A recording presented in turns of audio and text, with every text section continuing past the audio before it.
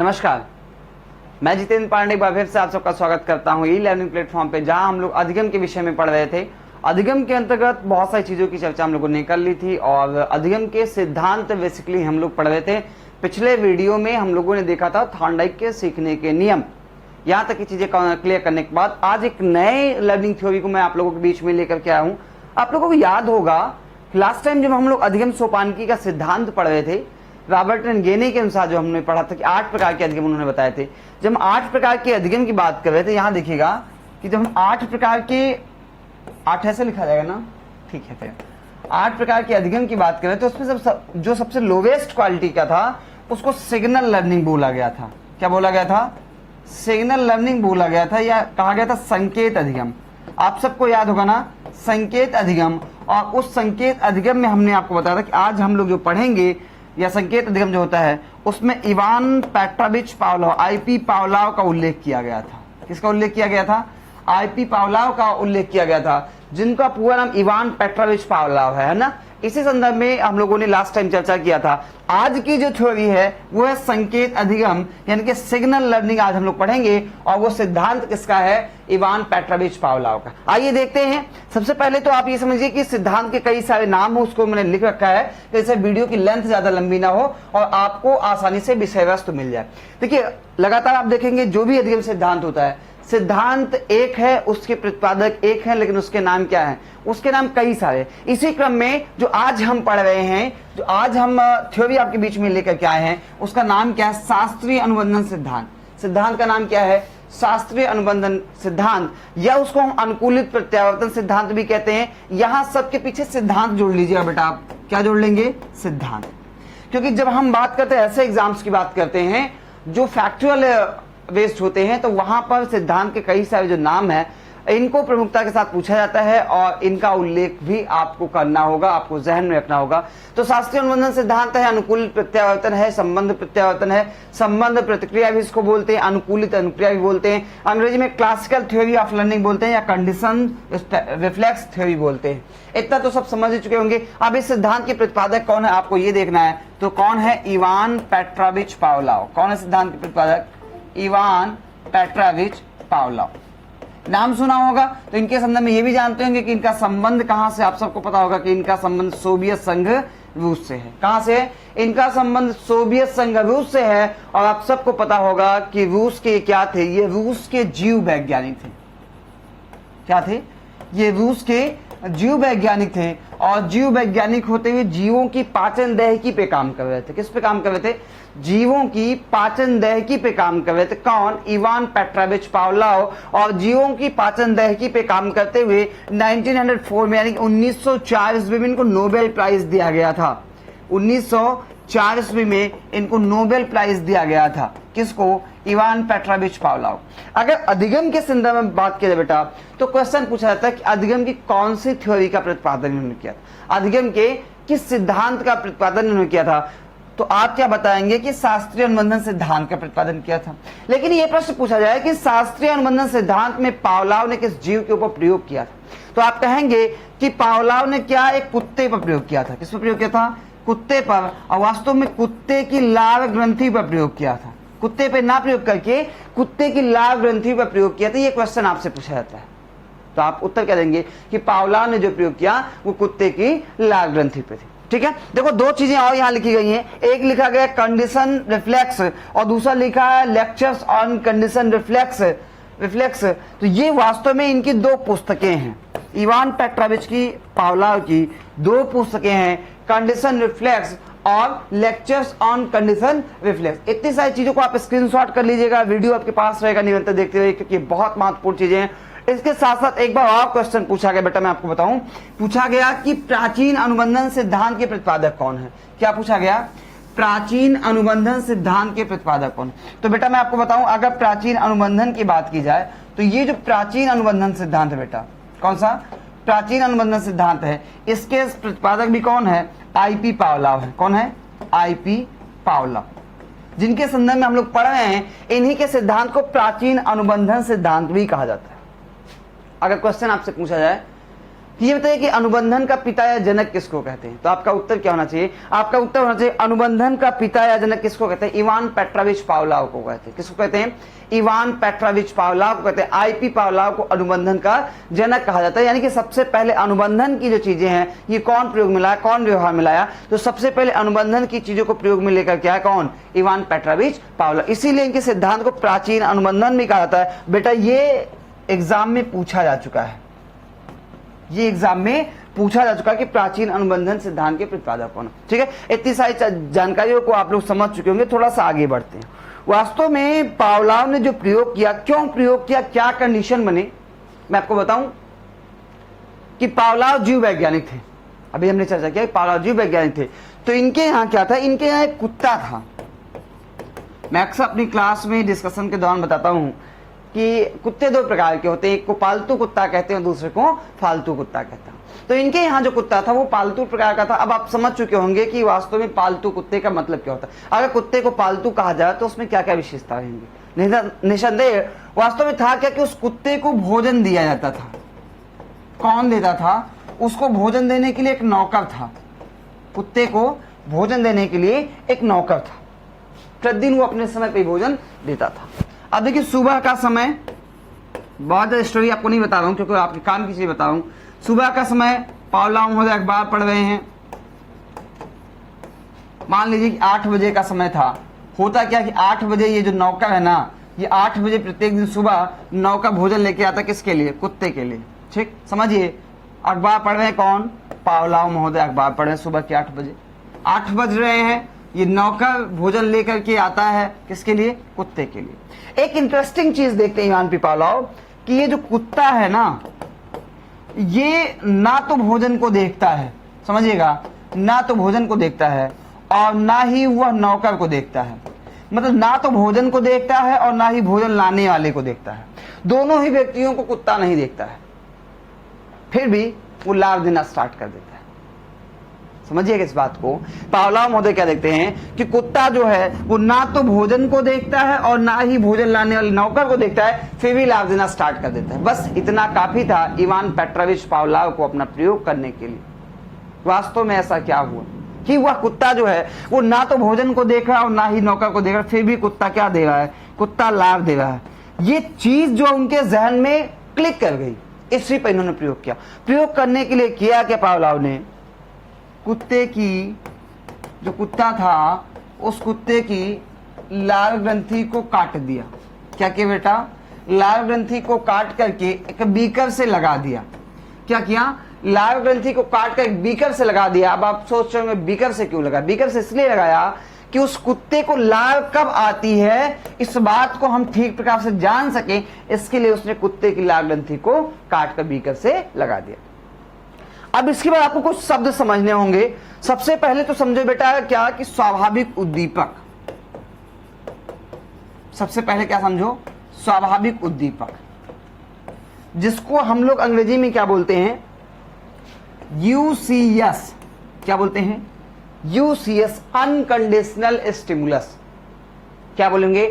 Unconditional stimulus. अथवा इसी स्वाभाविक उद्दीपक को आप क्या बोलेंगे? प्राकृतिक उद्दीपक। क्या बोलेंगे? प्राकृतिक उद्दीपक। अथवा इसी को क्या बोलेंगे बेटा? इसी को आप बोलेंगे अनानुबंधित उद्दीपक। क्या बोलेंगे? अनानुबंधित उद्दीपक। ये तीनों नाम इसके लिए प्रयोग में ला सकते हैं, स्वाभाविक, प्राकृतिक, अनानुबंधित। देखो यहां लिखा गया, यहां लिखा स्वाभाविक उद्दीपक, तो दोनों को अलग अलग समझो। स्वाभाविक का मतलब कि जो चीजें आपके स्वभाव में हो। स्वाभाविक का मतलब क्या है? स्वाभाविक का मतलब कि जो चीजें आपके स्वभाव में हो। और उद्दीपक का मतलब कि जो प्राणी को उद्दीप्त कर दे, जो प्राणी को उद्दीप्त कर दे उसको क्या बोलेंगे? उद्दीपक। यानी कि कुछ कोई भी ऐसी चीज जो स्वभावतः प्राणी को उद्दीप्त कर दे या क्रियाशील कर दे उसको क्या बोलेंगे? स्वाभाविक उद्दीपक, यानी कि अनकंडीशनल स्टिमुलस। क्या बोलेंगे? Unconditional stimulus. ये तो समझ लिया होगा आप लोगों ने। अब आइए एक और शब्द आपको एक्सप्लेन करता हूं। एक नया शब्द देखो बेटा, स्वाभाविक उद्दीपक के अतिरिक्त इन्होंने कहा कि अस्वाभाविक उद्दीपक। क्या कहा? अस्वाभाविक उद्दीपक, एक शब्द इसका प्रयोग किया। इसको और नाम क्या कहेंगे, अप्राकृतिक कहेंगे। क्या कहेंगे, अप्राकृतिक उद्दीपक बोलेंगे। क्या बोलेंगे, अप्राकृतिक उद्दीपक। या इसको हम अनुबंधित उद्दीपक बोलेंगे। क्या बोलेंगे, अनुबंधित उद्दीपक। समझ पा रहे होंगे आप सब लोग जो मैं लिख रहा हूं, क्योंकि लिखने से ज्यादा महत्वपूर्ण है बोलना, और बोलने के साथ लिख रहा हूं, इसलिए अगर आपको हैंडराइटिंग का इश्यू आएगा तो वो भी आप लोग समझ सकते हैं। इसको अंग्रेजी में क्या बोलेंगे, इसको अंग्रेजी में सीएस बोलेंगे। क्या बोलेंगे, सीएस। सीएस का मतलब बेटा कंडीशनल स्टिमुलस। देखो ये स्वाभाविक था, यानी कि आपके बिहेवियर में था, व्यवहार में था, स्वभाव में था, लेकिन यहां क्या लगा, आ लगा है। क्या लगा है, आ। इसका मतलब ये आपके स्वभाव में नहीं है। इसके लिए आपको क्या करना, इसके लिए आपको व्यवहार सीखना होगा। क्या करना होगा, व्यवहार सीखना होगा। आगे बढ़ते कुछ और शब्द हैं, उनकी भी चर्चा कर लेते हैं। इन्होंने कहा स्वाभाविक अनुक्रिया। क्या कहा, स्वाभाविक अनुक्रिया एक शब्द का प्रयोग किया पावलोव महोदय ने। तो स्वाभाविक अनुक्रिया कह लें, या इसको हम प्राकृतिक अनुक्रिया कह लें। क्या कह लें, प्राकृतिक अनुक्रिया कह लें, या इसको अनानुबंधित कह लें। क्या कह लें, अनानुबंधित अनुक्रिया कह लें। ठीक है, अंग्रेजी में क्या बोलेंगे इसको, अंग्रेजी में UCR बोलेंगे। UCR क्या बोलेंगे, UCR। इसका मतलब अनकंडीशनल रिस्पॉन्स। क्या, अनकंडीशनल रिस्पॉन्स। ठीक, एक और शब्द का प्रयोग करेंगे, बहुत रेयर केस में करते हैं, उसको क्या बोलेंगे, अस्वाभाविक। सॉरी, अस्वाभाविक नहीं, उसको हम क्या कहें, अनुबंधित अनुक्रिया कहेंगे। क्या कहेंगे, अनुबंधित अनुक्रिया कहेंगे। क्या बोलेंगे बेटा, अनुबंधित अनुक्रिया। अंग्रेजी में बोलेंगे CR। क्या बोलेंगे, CR, यानी कि कंडीशनल। क्या बोलेंगे, कंडीशनल रिस्पॉन्स।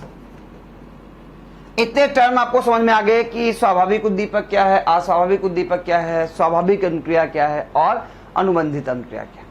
अब पीछे थोड़ा सा चलते हैं बेटा। देखो यहां पे क्या किया था कि लार ग्रंथि को काट करके बीकर से लगाया गया था, केवल इसलिए कि कब कुत्ता लार देता है और कब कुत्ता लार नहीं देता है। इसके बाद पावलोव ने क्या किया बेटा, अपना प्रयोग स्टार्ट किया। क्या किया पावलोव ने, अपना प्रयोग स्टार्ट किया। उस कुत्ते की लार ग्रंथि को बीकर से लगा रखा था, तो सबसे पहले क्या किया इन्होंने, उस कुत्ते के सामने इन्होंने स्वाभाविक उद्दीपक प्रस्तुत किया। क्या प्रस्तुत किया बेटा, स्वाभाविक उद्दीपक प्रस्तुत किया। अभी अभी मैंने आपको बताया कि स्वाभाविक उद्दीपक का मतलब है कि वह कोई भी वस्तु हो सकती है जो स्वभावतः प्राणी को उद्दीप्त कर दे, यानी कि जिसके लिए प्राणी को अनुक्रिया करने के लिए प्रेरित हमें ना करना पड़े, नेचुरली वह प्रेरित हो जाए, सिखाना ना पड़े उसको रिस्पॉन्स करना। तो पावलोव ने क्या किया, स्वाभाविक उद्दीपक के रूप में उस कुत्ते के सामने क्या प्रस्तुत किया, भोजन। अगर प्रयोग में आपसे पूछ ले, क्वेश्चन पूछ ले कि पावलोव ने प्रयोग के तौर पर स्वाभाविक उद्दीपक के रूप में क्या प्रस्तुत किया था, तो आपका उत्तर क्या होगा, भोजन। जब भोजन को प्रस्तुत किया बेटा, तो देखो क्या कहा गया था कि जब स्वाभाविक उद्दीपक दिया जाएगा तो प्राणी क्या करेगा, स्वाभाविक अनुक्रिया। अब आप सब जानते हैं कि बहुत सारी परिस्थितियां ऐसी हैं जहां हम भोजन को देखने के बाद ग्रहण करने के लिए लालायित हो जाते हैं। हमें इस बात की प्रतीक्षा नहीं करनी होती कोई हमसे कहे कि भोजन कर लीजिए, तब तक का हम त्याग, मन में भाव आने लगते हैं।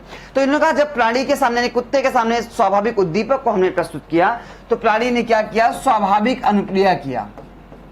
क्या किया, स्वाभाविक अनुक्रिया। अब आप सोच रहे हैं स्वाभाविक अनुक्रिया क्या है, तो भोजन को देख करके लार का आना, भोजन को देख करके लार का आना, ये क्या था, ये स्वाभाविक अनुक्रिया थी।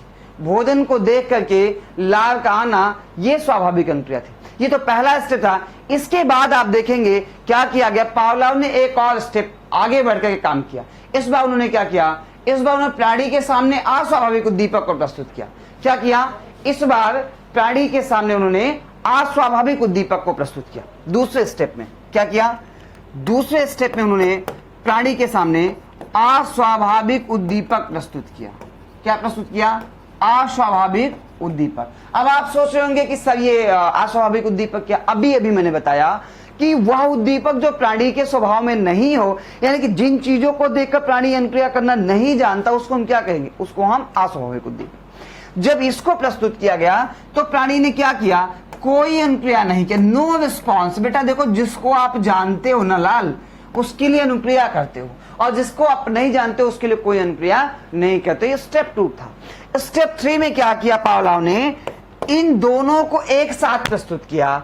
इसका मतलब आपने पढ़ा था कि यूसीएस अनकंडीशनल स्टिमुलस, और इसका मतलब क्या, सीएस। देन आपको अब क्या करना होगा तीसरे स्टेप में, CS plus UCS, what will be happen, क्या होगा अब जब इन्होंने कंडीशनल स्टिमुलस और अनकंडीशनल स्टिमुलस दोनों को एक साथ दिया। आप सब कहेंगे कि सर क्या होगा, यहां पर यूसीआर होगा, क्या होगा, यूसीआर, यानी कि लाभ आने की, लाभ का आना जो है ये घटित होगा। क्यों होगा भाई, क्योंकि क्या किया है, सीएस देखो यहां जब दिया गया था तब तो प्राणी ने कोई एक्टिविटी नहीं की। अभी तुरंत देखिए, जब केवल सीएस दिया गया तो प्राणी ने कोई अनुक्रिया नहीं की थी, लेकिन इसके पहले देखो जब यूसीएस दिया गया था तो प्राणी ने क्या किया था, लाभ का आना यानी कि यूसीआर ये घटित हुआ था।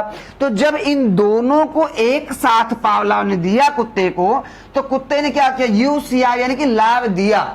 लेकिन वह लाभ किसके लिए दिया था, वो लाभ केवल और केवल किसके लिए था, यूसीएस के लिए था।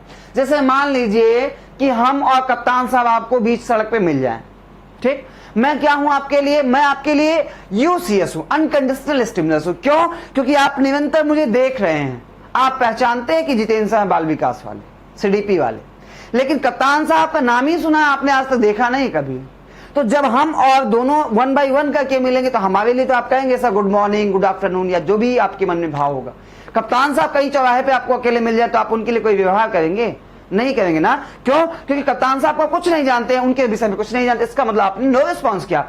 अब क्या है कि देखो हम और कप्तान साहब दोनों एक साथ आ गए, क्या, हम और कप्तान साहब, जैसे कप्तान साहब आपको आगे मिले, जस्ट सेकंड मैं भी आपको मिल गया, तो आपने क्या किया, हाथ जोड़ लिया ना। कप्तान साहब ऐसे थे और मैं ऐसे, दोनों लोग बिल्कुल सिमिलर, आप कह लीजिए पैरेलल कह लीजिए। आपने हाथ जोड़ के नमस्ते किया। आपने बताओ नमस्ते किसके लिए किया, बताओ नमस्ते किसके लिए किया, नमस्ते आपने मेरे लिए किया, लेकिन दिखाई क्या पड़ रहा है, दिखाई ये भी पड़ रहा है कि आप कप्तान साहब को नमस्ते कर रहे हो। ऐसे पॉसिबल है कि नहीं है पॉसिबल।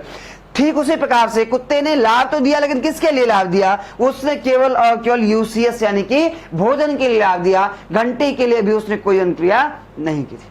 अब क्या करते हैं पावलोव महोदय, पावलोव महोदय इसी स्टेप को कई बार दोहराते हैं, अगेन एंड अगेन रिपीट करते हैं, अगेन एंड अगेन रिपीट करते हैं। क्या, कि पहले घंटी बजाते हैं। अच्छा हाँ, मैंने यहां तो आपको बताना भूल गया मैं कि अस्वाभाविक उद्दीपक के रूप में उन्होंने प्रस्तुत क्या किया था।